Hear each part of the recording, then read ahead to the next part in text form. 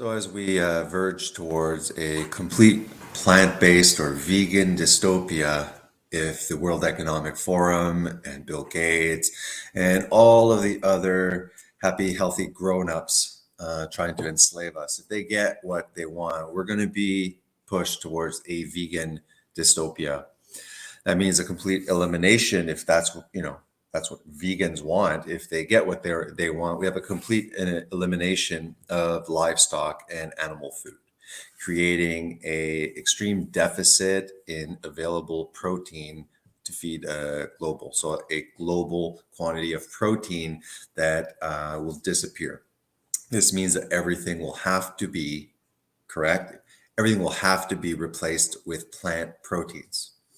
This means a large increase, obviously, in the amount of plant and mono agrocrops and agricultural monocrops and things like that. Now, the vegans would like to say that no, the majority, all these crops are being fed, to livestock, and if we stopped feeding it to livestock, then there'd be so much more corn, soy, and subsidized grains for the vegans to chomp on, as well as for everybody else in the world to chomp on against our will. Even though we know that the vegans love to talk about weight, mass, they like to talk about the amount of calories while completely avoiding, the inconvenient truth that by removing all animal food, we are removing nutrient density. Okay. We cannot survive on corn, soy, and grains. They are lacking almost all nutrients. Therefore, we would have to increase synthetic fortification and supplementation. Again, putting at great risk nutrient deficiencies. And we see this in India, though India could be considered a poorer country, which also could, affect the nutrient deficiencies just on an economic level, just, to be fair with the study. But yes, a 30% population that are either vegan completely or vegetarian. And we see that there is an insanely high level of nutrient deficiencies in India. So I want to show you now, if we become a vegan future and we can only use plants to nourish ourselves, we're going to be relying on a heavy amount of food that has toxic chemicals on them. All right. Large scale industry, like massive global corporations that have to be set up. It's not going to be local farmers or your garden in your backyard if you're in this vegan dystopia. It'll be very, very large corporations that have the monopoly over the food chain, and they care only about producing the product at the cheapest method, and they want to protect those crops. And they, on a large scale, will be using the most destructive pest control management, as well as pesticides, insecticides. They will have to use strictly synthetic fertilizers that are fossil based to create, that require mining and that wreak havoc on the environment. So as long as you're keeping everything extremely superficial and not really thinking deep enough and being quite ignorant of the complete picture, then this is a perfect lie and deception to sell to the people. But if you have half a brain and you start looking a little bit deeper into it, you see that everything is not as black and white. And in fact, there's a lot of blood and a lot of destruction in plant agriculture. And if vegans are pushing for this kind of dystopia in the future, then yes, indeed, they are guilty of hypocrisy, coupled with either an insane amount of hypocrisy or an insane amount of ignorance. Either way, either you're an ignorant vegan that truly is being deceived, or you're one of those that have been in it for a longer and realize certain inconvenient truths that you want to spin because you believe that this is the right way going veganism, and small little lies to the public, in fact, even large lies to the public, it is morally okay, right? Because it is for the greater good. The masses are just too stupid to know. So we have to use whatever means possible as vegans to push this, which you think is the road to utopia. So I want to look at 2023, 2023's list of the Dirty Dozen for vegans. This is from EcoWatch, and EcoWatch was founded in 2005 as an Ohio-based environmental newspaper. EcoWatch is a digital platform dedicating to publishing quality science-based content on environmental issues, causes, and solutions.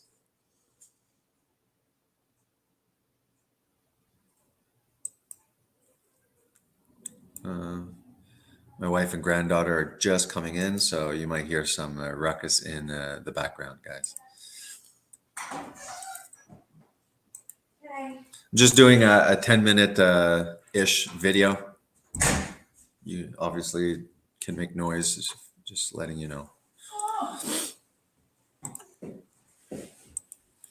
Okay, so if we are going to enter by 2030, let's say, a forced, coerced vegan diet, or more and more a drastic elimination of animal food, requiring us somewhat to start transitioning due to just supply chain, as well as the increase in the cost and the demonization, possibly a future carbon tax, which will force economically and through policy against our desire to adopt that diet, will push us more and more through these enforced restraints to consume, even if we're against it.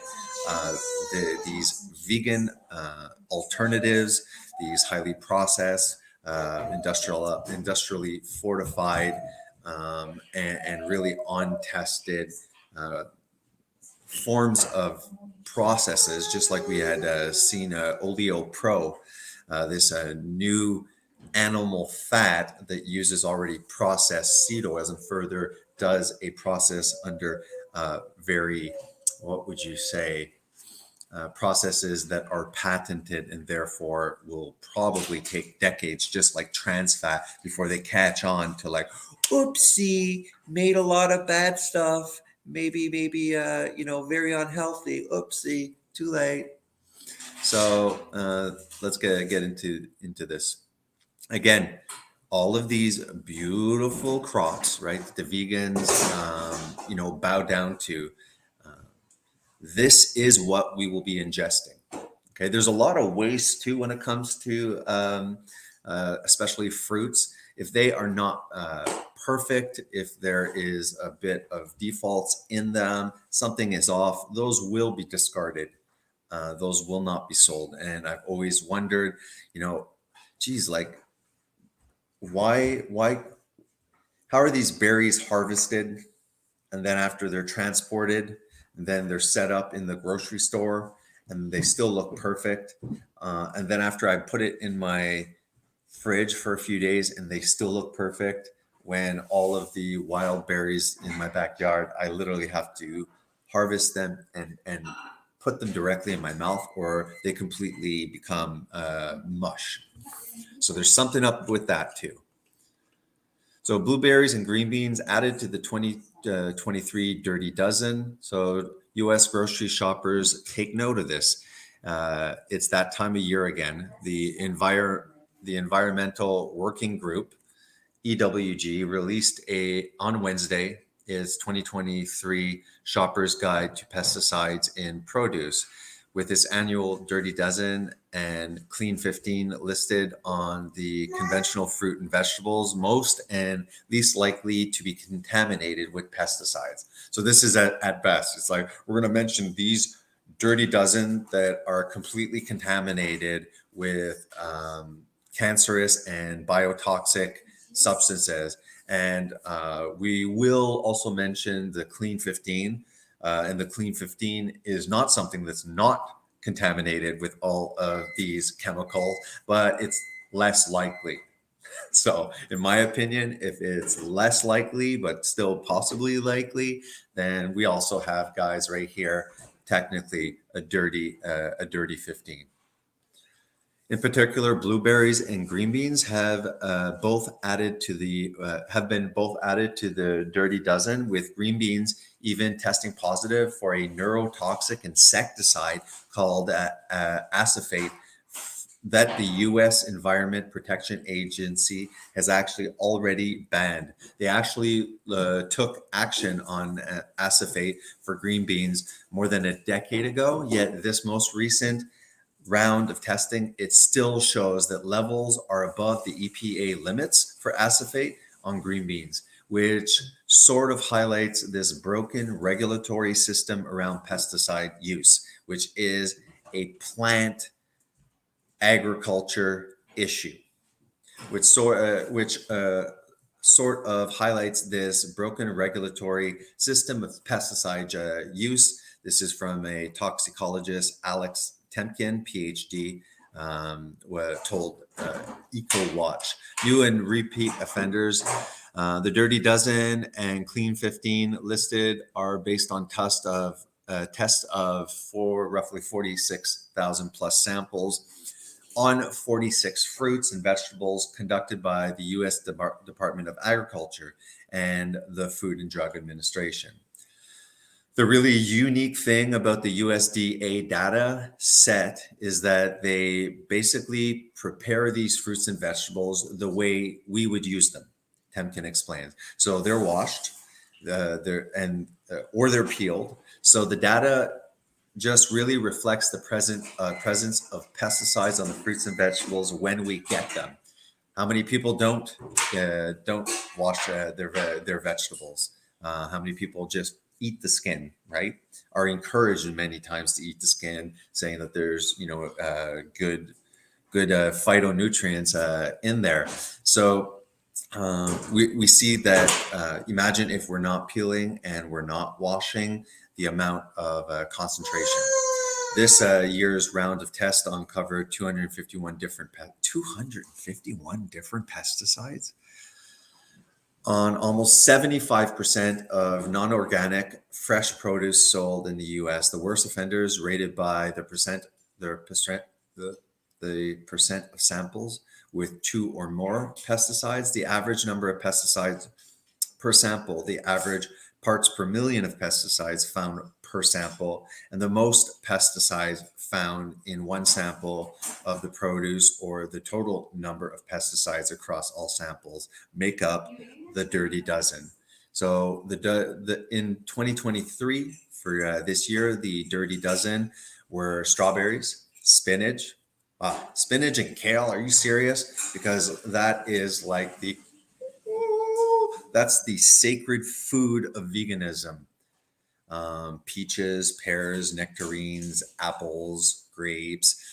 I feel like JD when he starts talking about all the fruits. Do you ever notice he just goes on this monologue of naming at least 10 fruits, and then you'll see especially Jeffrey start like rolling his eyes as if like, oh great, Dad's gonna do his little monologue about the fruits. And it's just nice that JD slowly just says one fruit after another, and you see the cringe face of the vegans.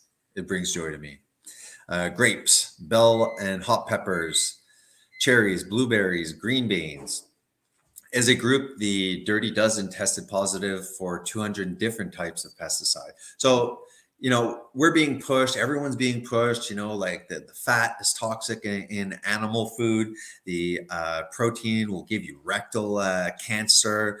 The whole thing, the meat's bad. The fat is horrible and toxic. It's going to give you cancers. And this is why I talk about nutritional science, even the ones that support my view. Most of them are observational studies. Most of them are statistics. And not only that is the public doesn't have to become aware of the studies that don't fit the biases within these articles on social media. So just like this is why I'm skeptical about a lot of things that are being pushed by science.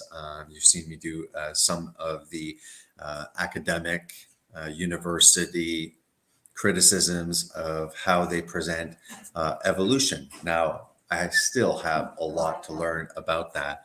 But what I do realize is when people tell me like, "Oh, what? So do you think it's a huge conspiracy and that that 99%, even though there's tons, okay, there's a large list of thousands of PhD scientists that are working in academia that do not agree with the narrative of origin of species, natural selection, Darwinian evolution.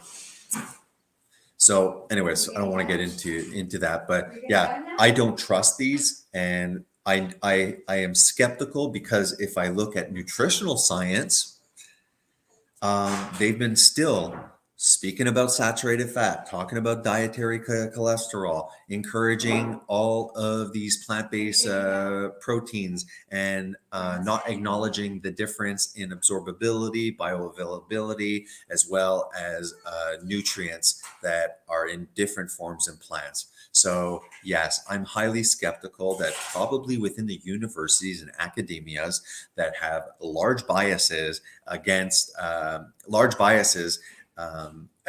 any narrative that is not being pushed by mainstream. So I do think that science can be corrupt.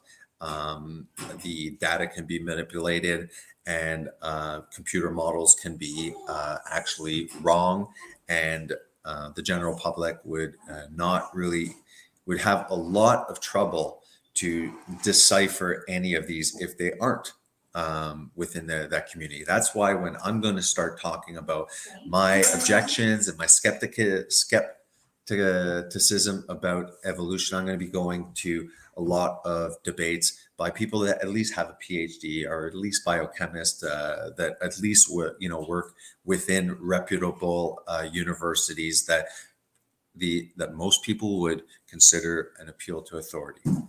So the shuffling on the list partly reflects the fact that the USDA does not test every fruit and vegetable every year. The last time that the blueberries were tested was in 2014. 81% of the samples back then in 14 tested positive for pesticides. During the 2020s and 2021 testing, more than 90% of the samples were dusted in detectable pesticide residues. Now, all of this that is on the vegetables that they're testing is as well in the soil, is as well seeping from any water that is into this soil to go into the aquifers, to go into local streams, to run off further down, possibly, to the ocean coastlines, also further killing some of the marine life there. The wildlife that is pushed to the extremities that try and enter, if they're not shot by crop protection, will manage to get some of this good food and eat some of the animals that are around that are also tainted with 210 different pesticides. So that enters the animals that are eating in that area, that contaminates them. People that are second generations eating those contaminated, third generations, and the streams. So this is a highly destructive and very toxic in a way. And this is what we're going to have to be ingesting. This is what we will have no choice. Now, the vegans like to talk about, oh yeah, well, meat and milk, they have hormones, and they have also antibiotics in them. In large part, that is not true. And if there are such practices, for example, let's say in Canada, they are not done. The animals are not routinely, and if that was once done, is no longer done. But I can't say that with certainty, but I know in Canada, because I've looked it up, because I am Canadian, if an animal does require antibiotics, it is given antibiotics. the milk is not taken while the animal is on antibiotics, and the animal will be tested until there is no longer any trace of the antibiotics, and then, to my knowledge, the milking would resume. There are no hormones to increase milk production in Canadian beef. And I'm sure that other areas where farming is highly refined, like Holland or any of these Netherlands farming systems that are exemplar. So I'm sure vegans, if they listen to this, they're going to start finding things where there are hormones and there are antibiotics. But at best, I can say, don't paint it like usual about all of the. Woohoo! What's up, granddaughter? Okay, anyways, blah, blah, blah. The two pesticides of greatest concern found on the blueberries were phosmet and melathione. These are both a type of insecticide known as organophosphates. The recently banned chlorpyrifos is another example. Organophosphates, like that one, are such a concern because they can be toxic for the brain, harming especially children's cognitive development. Wonderful. Feeding developing brains all those fruits and vegetables. And then we're wondering why depression, behavioral issues, possibly ADHD, all of these things that are skyrocketing. Now, I also believe that there's a large social aspect, a social contagion that has infiltrated the worldview of our children's, also leading to despair, the lack of morals, values being clearly encouraged, building of children's character to set them up in success. And we know the quality of just course things like mathematics. Children are graduating while technically are still illiterate. I mean, it's just a horrible situation here.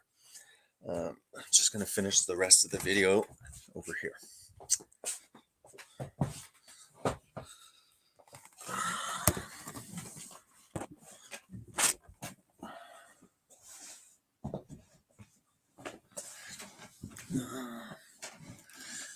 All right, so yeah, we're going to continue. It's toxic for the brain, harming especially children's cognitive development. Phosmet, which was found in more than 10% of the blueberry samples, is currently banned in the European Union.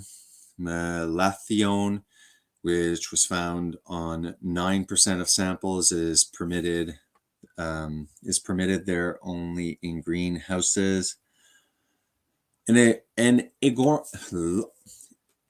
organophosphate, which was also the most alarming pesticide found on the green beans, with nearly 7% of samples testing positive for either acephate or methamidorphos, which acephate breaks down into. Okay, great. So the byproduct that it breaks down into is also toxic.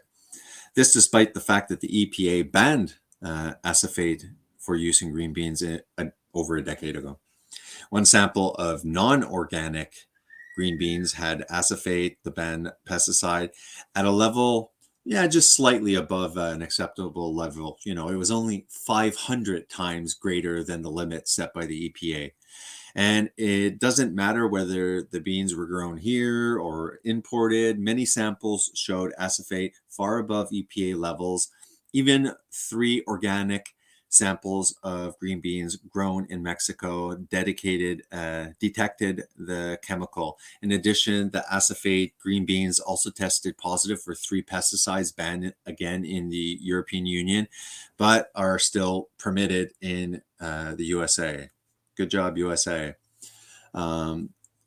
So carbendazim, a fungicide classified as a possible carcinogen, was found on 3 of the samples. So, okay, So why are we seeing articles using observational studies, plastering everything as if like, hey, if you eat meat, there might be a increased link or risk or an association with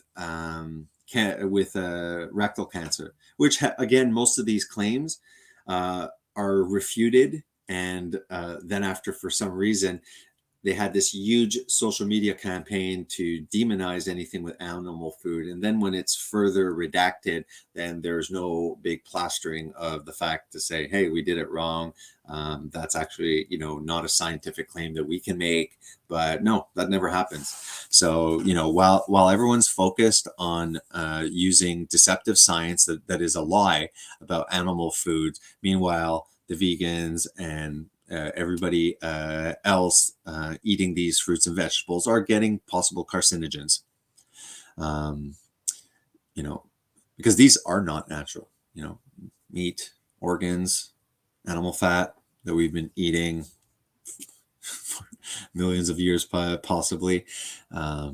Yeah, all of a sudden these are toxic, but all these man-made, toxic, carcinogenic substances that we use to spray on these vegetables so that they can sell you every last fruit, even though it's contaminated with toxic carcinogens.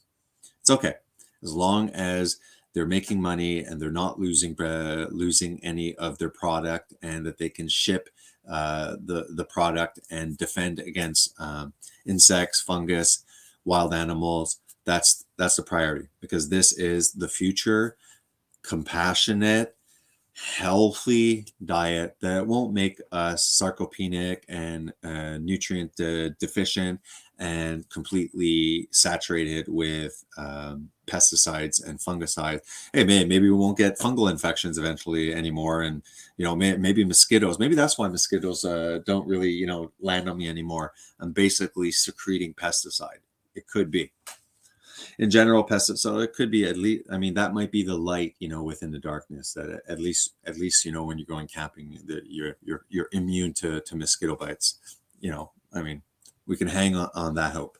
In general, pesticide residue were found in almost 90% of green bean sample tested in 2020 and 2021, up from less than 75%. So why does this matter? While the amount of acephate on green beans may raise alarm, most of the pesticide residues found on fruits and vegetables were below safety thresholds set by the EPA. So why should we be concerned about consuming them? The reason we're concerned about consuming pesticides is that these sort of exposures to chronic low levels of these mixtures of pesticides have been associated with adverse health effects, Temkin told EcoWorld. So these health effects include cancer risk, type 2 diabetes, reproductive problems, neurotoxicity in children. Indeed, children are especially vulnerable to pesticide exposure. And the National Academies of Science first warned about children's exposure to pesticides 3 decades ago. And the American Academy of Pediatrics has recommended the Eco Watch guidelines, shopper guides to parents. Eco Watch Shopper's Guide to Pesticides in Produce is a key tool for parents and caregivers concerned about protecting vulnerable children from potential serious effects of consuming even low levels of pesticide. So, do you think that somebody who is eating at least a omnivorous diet, that whether it's the future forced upon us diet of veganism, or people that are buying into the propaganda pushed under false pretenses, under the idea that it's more compassionate, under the idea that it's more sustainable, that it's more nutritious, a lot of people will transition. And either way, if it's voluntary or future involuntary change. So what do you think is going to happen? Threefold, possibly a fivefold increase in the consumption of all this plant food, because now we have this huge gap in nutrient and protein availability, as well as the scary future that the only fat that will be available is seed oil fats that again are highly oxidizable and are also extremely high in omega-6, and obviously are deficient in fat-soluble vitamins that will have to be, again, artificially and synthetically added to fortify, and will have to be supplementing as well. Um, it is it is a it is not difficult to look at how it's going to be unsustainable. It's going to be highly, highly destructive to the environment, to our health, and it will rely solely on plant foods that are extremely vulnerable to the so-called future climate catastrophes that are occurring. So we have no ruminant animal.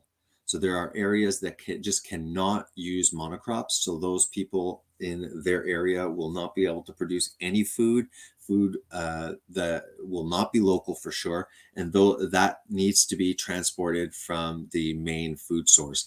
And I do not believe that there will be any independent little farmers that own their land that are producing produce when by 2030 arrives, whether it's a vegan dystopia or not. Food supply and food production is all being coerced towards a very globalized and monopoly by either a very small amount of large corporations working as a unit together.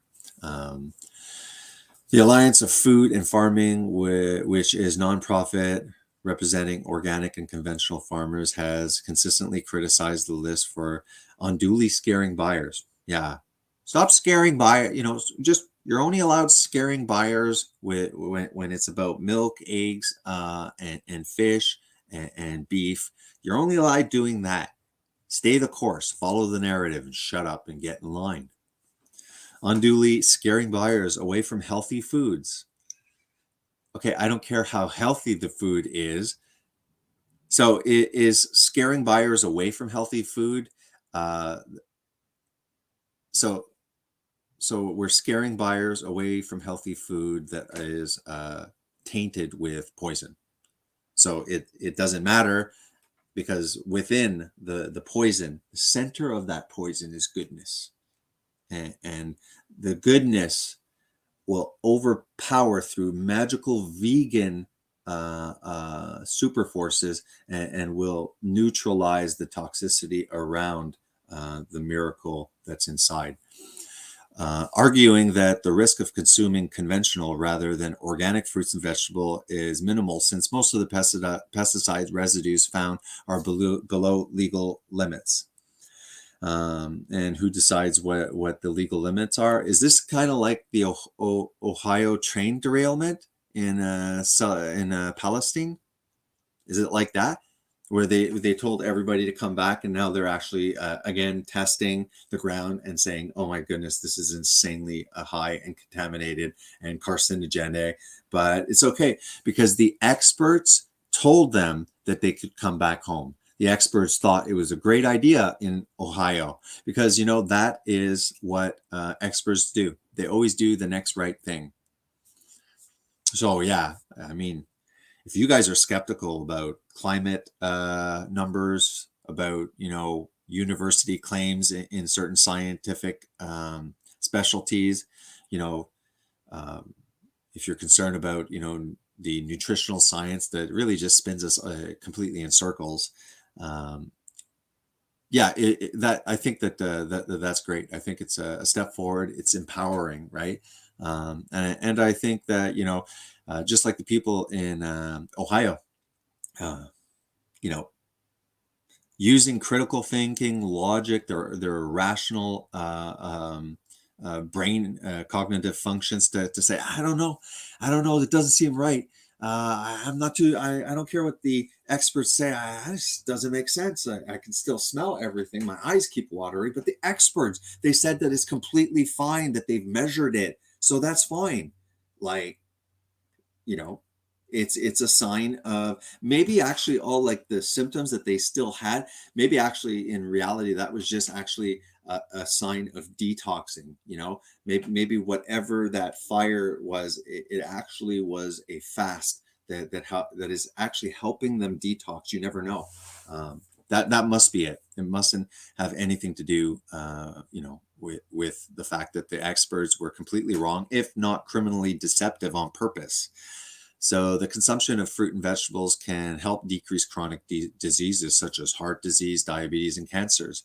These fear tactics used in the Dirty Dozen report are actually hurting consumers, especially the vulnerable populations.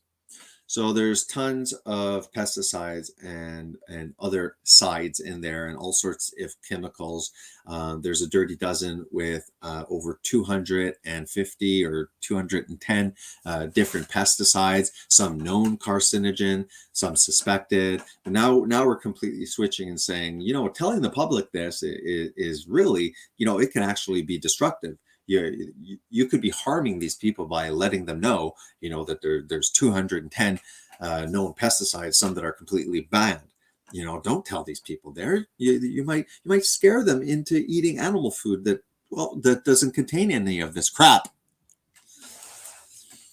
The EWG, for its part, said that it ignores legal limits by crafting its list because many of them are insufficient, especially for children, or out of step with the rest of the world. The conventional agriculture industry and even the EPA often claim pesticides are safe right up until the moment they are banned because of overwhelming evidence showing they are toxic to humans.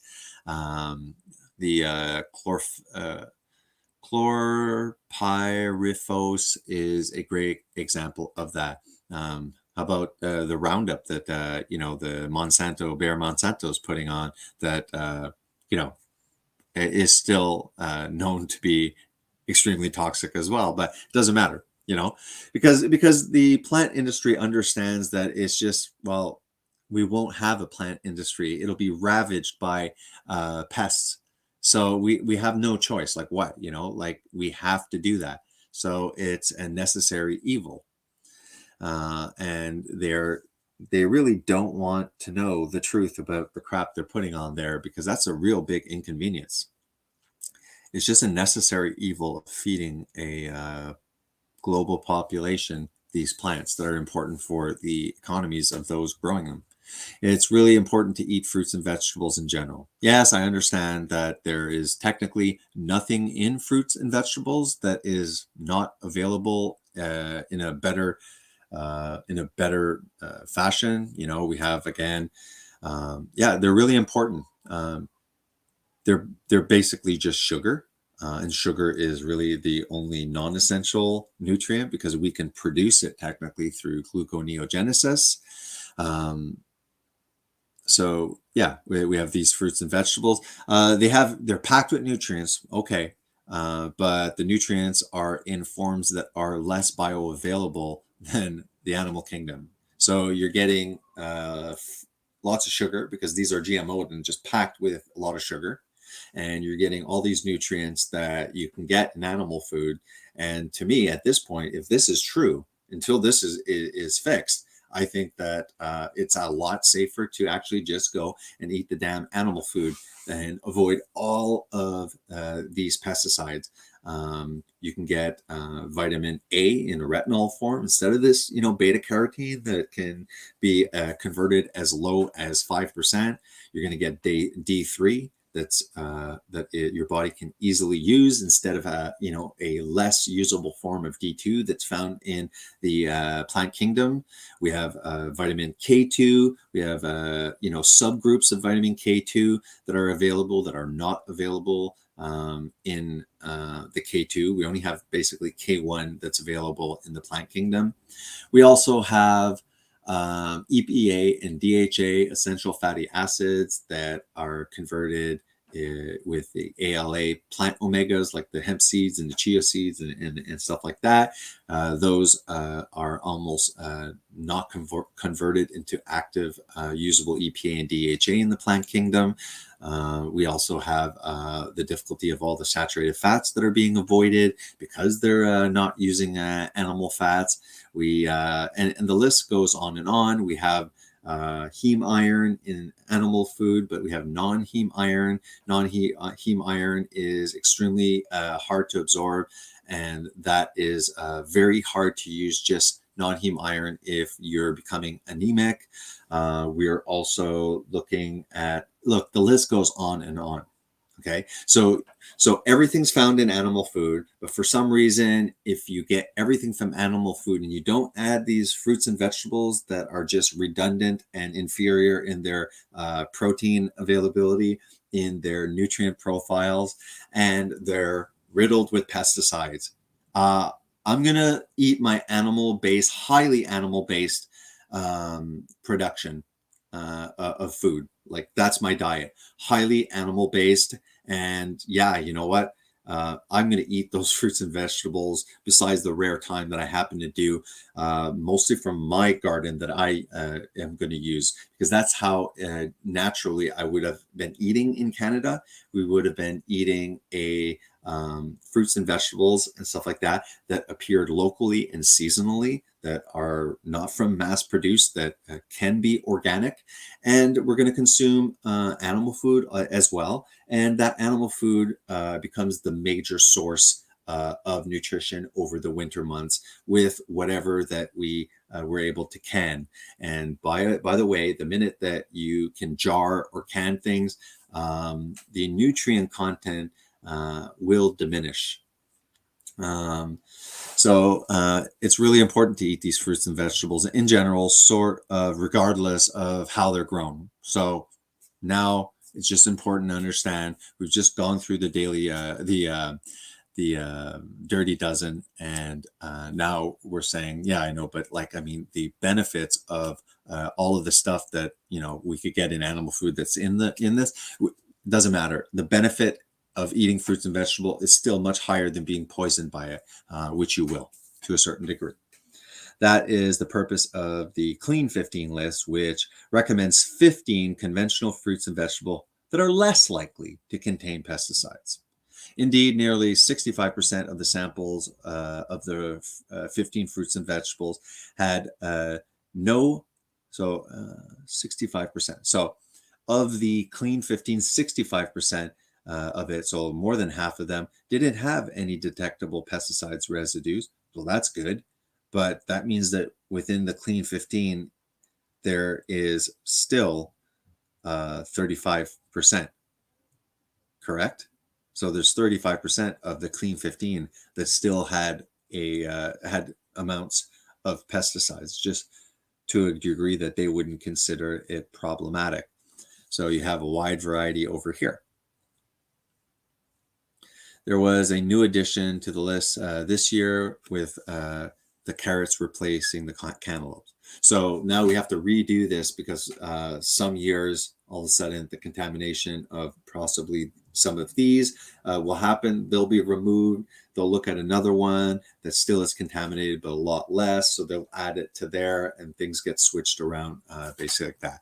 So it's kind of like, oh well, I'm gonna eat these, clean dozen, and then it's like exciting because you're like, oh, I can't wait to find out next list. Oh crap, I'm eating stuff that used to be on the clean dozen that are now on the dirty dozen.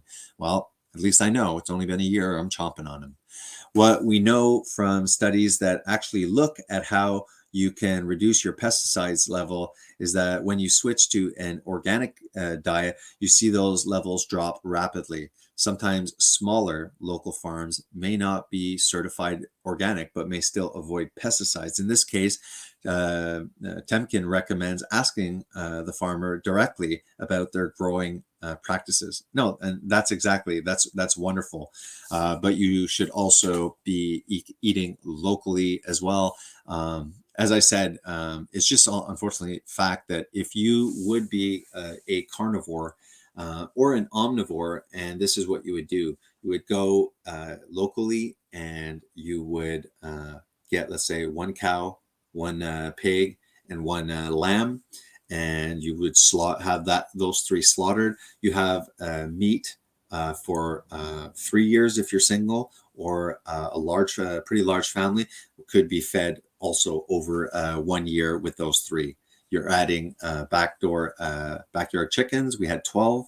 We're going to up it to 24. So I'm going to have 24 eggs every day. And eggs will be a large portion of the food. Right now, a dozen is about $9 Canadian. I don't know, is that maybe 680 or something Canadian American? I'm not sure the conversion, but they're expensive. So that will be unfortunately, you just eat simple. So I'm going to be eating a lot of ground beef, a lot of ground beef and eggs and cheese and butter. That'll be, a large part of my staple. I'm also incorporating once a week, which I don't like the texture, cod liver, not cod liver oil, literally cod liver that is canned. It has like 7 to 9 grams of omega-3. That's insane. Like eggs might have like one gram or something. There's like 7 to 9 times the amount of omega-3. So like just adding that, once a week or whatever will really, really make sure to bring that 6 to 3 omega-6 to 3 ratio if not inverse, where there's more omega-6 than omega-3, ideally. All right, guys, that's enough. Hope you enjoyed the article, and this is going to be the future that we deal with if we're all eating vegan. We'll have no idea what these huge corporations are going to be putting in our mouth.